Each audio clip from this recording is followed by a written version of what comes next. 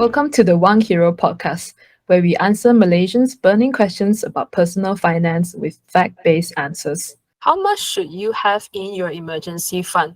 Is it 6 months of your salary or 6 months worth of your expenses? And more importantly, where should you be storing your emergency funds? We answer two of Reddit's most popular questions about emergency funds in today's episode of WangHiro. I'm Louis, and joining me is my co-host, John. So let's start with the first one. I'm going to read it. It's titled Emergency Fund. I work in the tech industry for a global MNC based in US and recently caught up on the mass layoff trends happening in the States. And I was wondering if Malaysia or my company would eventually be the same. My question is, I had been working from home since mid-2022 and my expenses had been relatively low, as I usually spend less than 20% of my monthly expenses, salary for expenses. However, following the news, I decided to cut my own spending even further, less than 13% in January, and would like to hear some thoughts. When people say they have emergency funds up to 6 months, does that mean they have their full 6 months worth of salary? Example, full amount they make after taxes, etc. I'm planning to follow a tight budget given the current circumstances until further notice. So what do you have to say to this, John? Is it 6 months of salary or 6 months of expenses? I would say it boils down to the personality of the person. So based on what you've just narrated, Louis, this person, either she or he, seems to be a very conservative person. And I would say that for him or her, 6 months of expenses will be more than enough. I mean, like 13% of your salary for spending in January alone. Wow, kudos, man. It's like, that means almost net 80% is to save or to do anything else. So I think what I see as a trend is that a lot of people want to have a rule of thumb, which is like 6 months or whatever. But I would add in this probably experience sharing is that the conservative people tend to be very, very conservative when they save up, and the too optimistic tend to be very spendthrift. So what I would say is it boils down to your personality. If you know you're already conservative and you've already built this barrier upon barrier or additional kind of buffer, I think rather than trying to save up more, whatever, the time you've already buffered this up, try to find a way to increase your income. That's advice for me. Whereas the guys who are like too optimistic, or ladies who are too optimistic, I think that's rather than you save up 6 months of expenses, I rather you save 6 months of salary, because if they are so spendthrift, even if they lose their job, whatever, and they still go on being optimistic and then spending like no tomorrow, or some people, they lose their job, right? They go party because they say, "Oh, I need to." Hey, you be surprised, right, Louis? It's I'm like surprised. I'm surprised. Yeah. You need to down your sorrows. You go for a round of drinks, right? And it's like, hey, you never know, right? So, long to short, conservative people, I think 6 months of expenses more than enough. A little bit more optimistic, you know who you are. You guys out there, more spendthrift one, I think 6 months of salary would be more prudent lah. But more importantly, I think for those you're not gonna save your way to be wealthier. You gotta figure out, to both camps, you gotta figure out how you can make more money. That's all. I think a lot of times we fall into this fallacy of fire, reduce your expenses. There's only one way, but there's the other way. Is if you're worried about being fired, even if you save 12 months of salary, for example, let's give a scenario. You save 12 months of salary, but you never upgrade your skills, never network, never go to be open to outreach to other recruiters to move your job. But yeah, you squirrel out 12 months of your salary, right? But you're so conservative, don't want to go interview. You said people will come look for me, right? You think 12 months is going to be enough? Not enough also, You see what I mean? True. Yeah. I mean, I'm someone who tends to do a lot more than that. I Mm. mean, to feel secure. Maybe I'm the wall kind also. yeah. So I tend to want to do 2 years. If I can. If you can, by all means, do 2 years. But if you can't, then I would say that the time you spend is to figure out how to make more money. Upgrade your skills. But here's the contradiction, John. If they always spend like money, right? But yet when they need to keep their emergency fund, they actually need to keep more. Then how do they get there? Right? Oh, very easy. Go to your mother, ask your mother to keep money for you. no, no, literally. Really? Okay. I think the jokes aside, I think if they struggle to keep money, I think the only way is either a system or an accountability partner, because they cannot control themselves already, ma. Correct or not? And I Mm. think if that fails, then they either need a system, either a spouse or a trusted person to be an accountability partner, or they need a system that soaks away money that every month you seem poor, but actually you're soaking it away somewhere. You know, because we are emotional creatures. No matter how much logic we try to put into it, you always have the tendency to spend. Hey, don't just say people, the audience out there. Like, I also have the wow, money come in. Wow, this one, what am I going to buy? It's normal. It's normal. And they said you will self-justify. Hey, but it's only a small portion of how much I earn. You know, then little bit adds up. You see. So system accountability partner. That's the way I would try to go around and solve that problem. Okay. Yeah, Yeah. makes sense. Yeah. All right, so now we figured out how much we need to save. Now the next question is where to put it. Now this is a very big question that I see a lot in Reddit, and that's why I've included it today. So let's read the thread. It's titled, "Where exactly do you guys keep your emergency funds?" So a little background, 26 mil, I have money spread across Wahed, Versa, TNG, Gold Plus, Gold in MIGA, ASB, AHB, and I have a bunch of tabongs in MAE for stuff I would surely pay for on a scheduled basis. Birthday gifts, car service, and insurance to it, Raya. And I basically save a portion of my monthly earnings in each tabong as well. The thing is, I don't really know where to have the 6 months emergency funds in.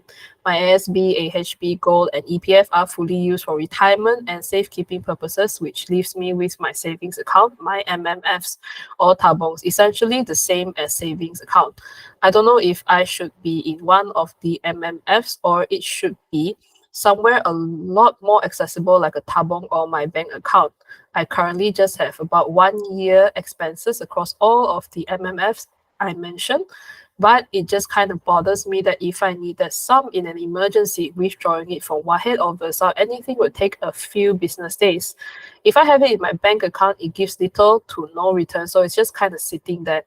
Whenever I go through Reddit, it's just filled with Americans mentioning that their savings account just come with 4 to 5% returns and stuff. And we don't really have that option, at least not that I'm aware of, that is Sharia compliant. Right now, I just ensure to have a buffer of 2 months expenses in my savings account and the extra emergency funds in MMFs. My dilemma is, should I have more ready in my savings account that is immediately accessible, or should I not even have 2 months worth sitting in my savings account without any returns? What do you think, John? I mean, it's a lot. Yeah, Right. it's a lot, and also it's quite narrative, which is good. I mean, he actually basically lists out his assets are where his assets are, right? Which is good. We actually don't need the amount, but more about Yeah. the systems distribution. in which he is currently practicing, lah. Yeah. So one thing, at 26-year-old, having saved out about 6 months or 1 year's of expenses, fantastic. But I feel he is not optimized, and I'll tell you why. It's very safe, but you are not fully leveraging on all the different tools. Now, I'll tell you why. I start by asking you a few of these questions, Louis. At 26-year-old, you're not married. I'm presuming you're not married. Probably staying with, maybe still staying with your parents. Okay, maybe you have some student loans. What are the kind of emergencies you face, financial emergencies that you face when you were 26-year-old, Louis? Maybe more related to like car Breakdown. Okay. Any other scenarios? Health related, maybe. Precisely. Only these two. Usually only these two. Car is either accident or a repair if it's not a new car, or health related that you need one big bundle of money. Because the rest is not emergency, it's a conscious decision. Buying a house, buying a car, all these big ticket items is a conscious decision. But what is not emergency is usually an accident or an illness. So let me ask you, if you already have, and I'm assuming you already have a very good medical coverage, critical illness cover, why do you need so much emergency? I'm not saying you should have zero, but I'm saying, why do you need so much? Okay. Secondly, if you're a guy who or girl who bought a new car and you're willing to spend because you've made that conscious decision, I'm buying a new car because less maintenance, or you buy a good second-hand car, then again, what's the major expenses that you need you need it for, you see. And even if that happens, remember my point that he's not leveraged. What's the harm of using a credit card? Because he mentioned, I said, hey, I'm not worried if it's liquid, whatever. Let me simplify for you. Okay, let's go through a scenario. Bam, car accident. Repairs, couldn't claim insurance. Very unlikely, but let's say couldn't or don't want to claim insurance or whatever because you have no claims discount. You need to pay 2K out of pocket. Now, you've got, let's say, 12 months stocked in Stashaway, okay? And you know it's not going to be liquid, but you need the money today. Can you not swipe your credit card for 3,000 ringgit? Credit card you 20 days interest free ma. So you swipe, you got 20 days to figure out, because even if you swipe today, let's say your credit card is due today, but this transaction will only be charged next month, not this month.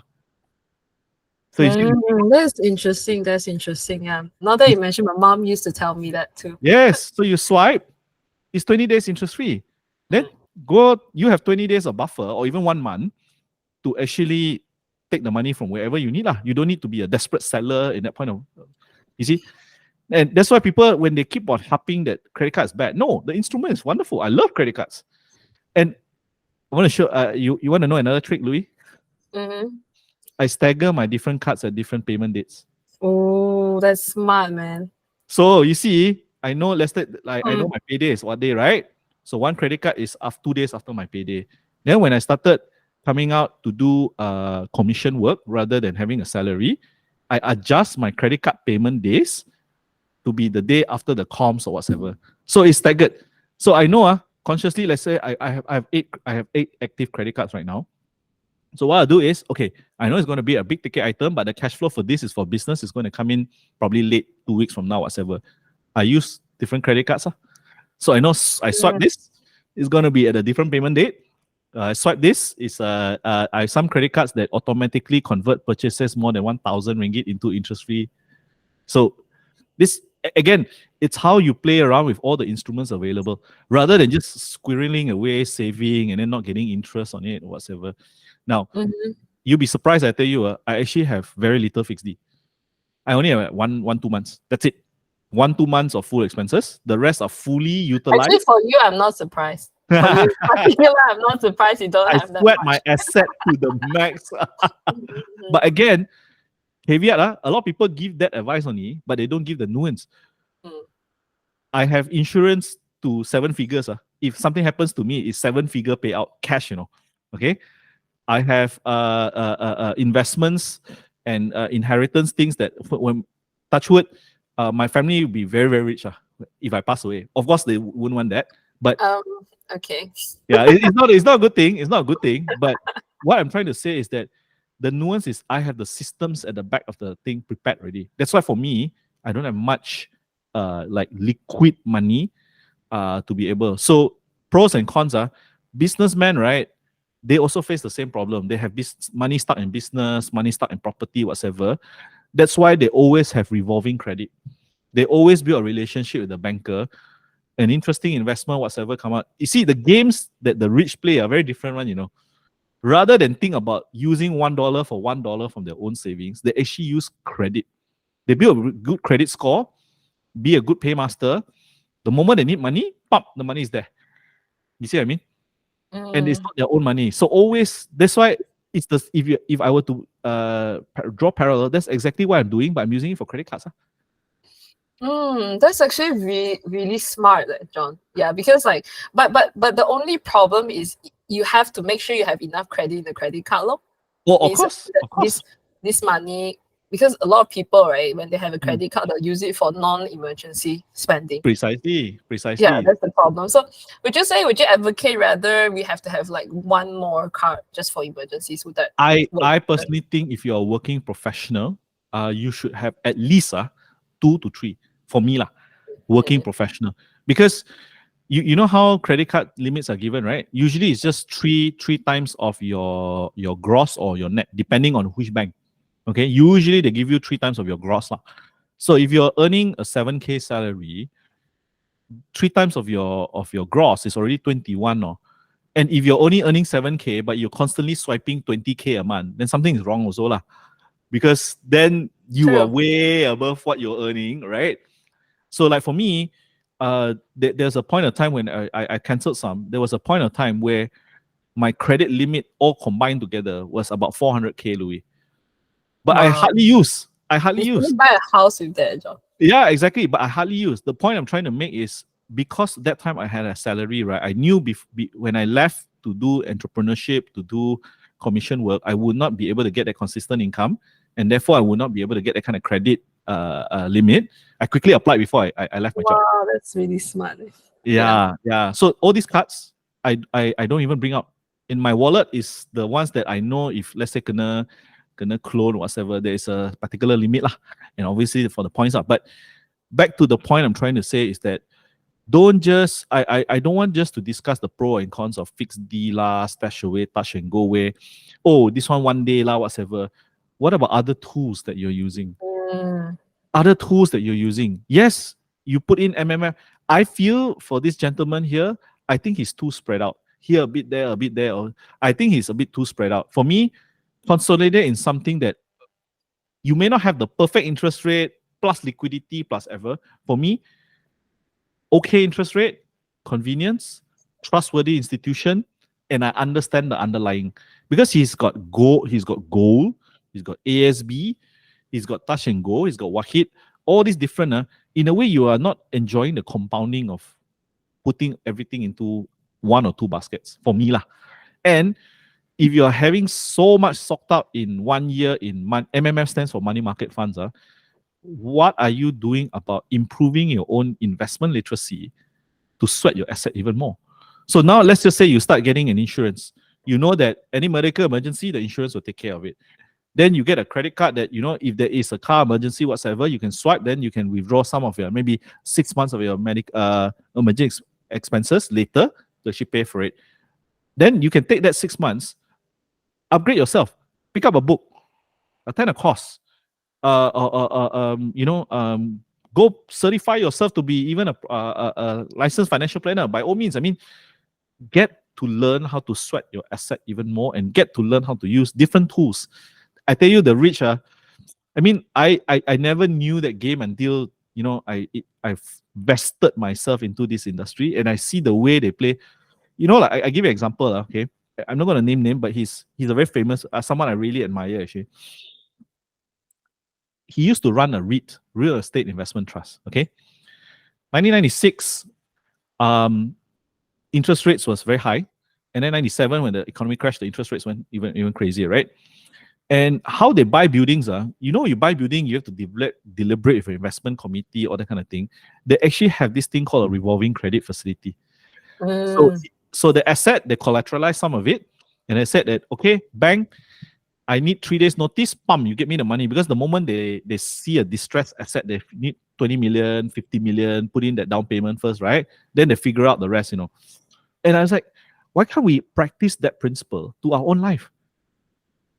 Good deals, hey, there's a revolving credit, there's a trigger ready to fire anytime, But don't use it lah. Like my mentor, okay, when he looks at depressed times, stocks whatever, he takes on margins, but he knows because he has the skill set to know what he's investing in.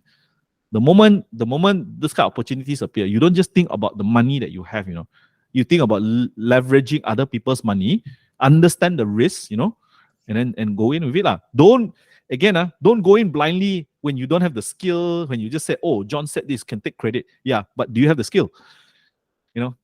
For me, every time there are some stressful moments, you swipe, then you have to, this one you have to sell off this investment lah. That, but you learn through experience, That's why I have that kind of confidence to do it, You see? Yeah, I think that's a really great way to leverage your credit, even to give you more room, right? To think about what to do next. Because I feel like for this Redditor, right, it's like maybe they're just putting the money there and they don't really use it, right? Even 2 months, it's just sitting there. Correct. Like for them. But there will be some emergency, I feel, that we can't pay using credit cards though. Yeah, obviously if we go to hospital, we can. Most hospitals, I would think they accept that, but yeah, I would say sometimes it's a family emergency. Maybe Correct. someone needs like cash Yes. and you want to help out. Maybe it's usually a parent, like where you want to help out. That kind of thing. So we still want to have some credit. How do we plan? Like how much cash should we keep? Like in cash, whole hard cash. Again, emergency wise, okay, it's very subjective whether that family thing is an emergency or not. Maybe the person doesn't have insurance whatsoever.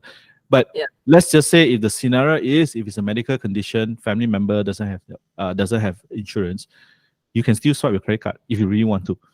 You think about it, you go to the hospital, you swipe on his behalf. But let's just say it's to pay out a loan. Maybe the family member took a loan shark, money or whatever you want to pay out, right? I would say, ironically, not having too much is also a good thing, because the moment you take out the money to give, may not be coming back. You see, you Okay. just say, yeah, I've got only this much, right? And it's yeah. So Makes sense. yeah, I think for me, 1 year, I think for me lah, it's a bit excessive lah. If it's like based on salary, not on expenses. 1 year expenses, I understand, maybe fair, especially if you're conservative, may not have the skill sets to invest. Yeah, okay, fine. But if you're already very, very conservative, you don't spend much, you're not a spendthrift person. I think more importantly, I feel that extra leap just to understand and sweat your asset a little bit more, it's not that much harder, it's not rocket science, but people are so afraid to make that leap and to understand risk better that they actually, for me, they're losing out on a lot more rather than just save. You see where I'm coming from? And I know people, like, I've met people who are so conservative. We had this game before, Louis. We put a few company directors and their management in a simulation exercise where we were asking them, every 5 minutes we're giving them a stock price, and we were asking them to actually buy or sell the stock, okay? And we'll feed them scenarios. The CFO of this company, he made 10%, he said everything, he's happy already. And no, he was the deputy CFO, he was the finance manager, sorry. Then the CFO of the company, who is one of the founding family members, right? He just said, but brother, you're not enjoying capitalistic gains of you keep on complaining about inflation, whatever, but you're not enjoying the growth of this company.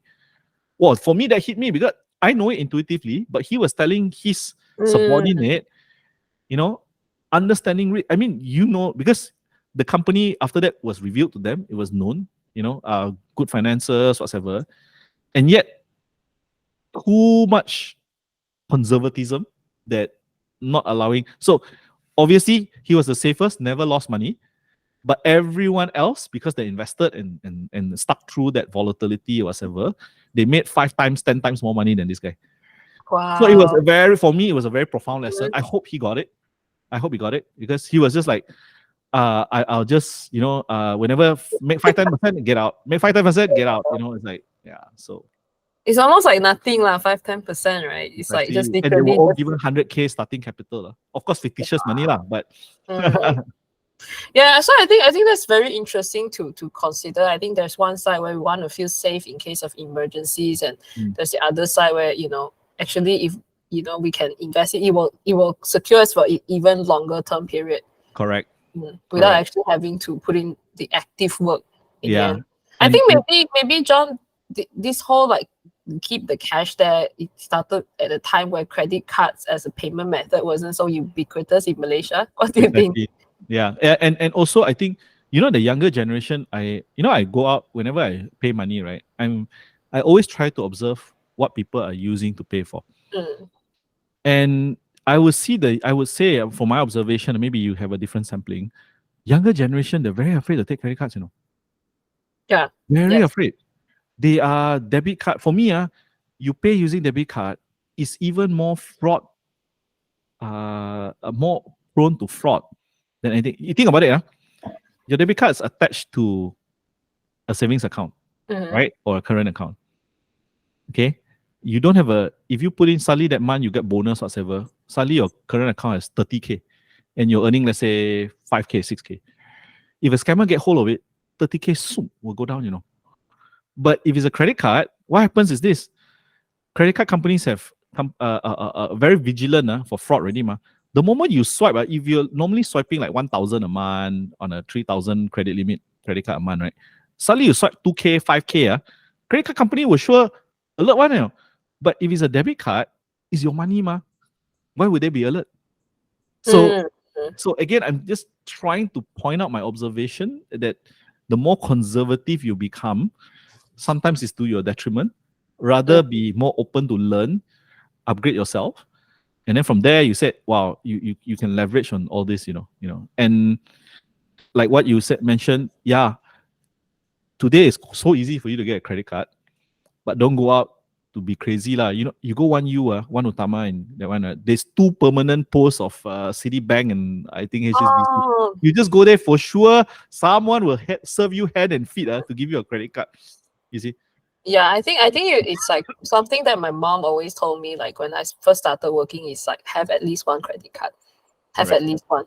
But among like my friends, I was probably the first one to get it. A lot of my friends are very scared, even during I'm a millennial, right? So a lot of them were like, until today, some of my friends still don't have a credit card. We're like in our mid-30s. Some of them still don't have credit cards because they're just afraid of everything related to credit cards. And they're like, oh, you know, what if I overspend whatever? It's like year on year, they're still using their debit cards, even overseas, you know. And that is scary to me. Like, yeah, it's scary, to be honest. It's yeah. So I think okay, so before we close on this, I just want to also like touch on some other instruments. So we talked about credit cards. I think it's very simple. I use that a lot. How about things like Stash Away Simple? It's like there is some level of liquidity here, right? And then you have that like higher interest rate compared to a conventional savings account. What do you think about just, you know, putting your money there as an emergency? At least you earn more, and you need So it's like one day. Yeah. So my question to this is, let's just say it pays you 0.03% more. Let's just say, is your amount big enough to warrant that 0.03 difference, right, compared to a normal fixed D versus the liquidity and the guaranteed insurability of your capital? What do I mean? You put into a fixed deposit, PIDM insures it up to 250,000. That means the bank goes bankrupt, whatever, your principal will be insured free of charge.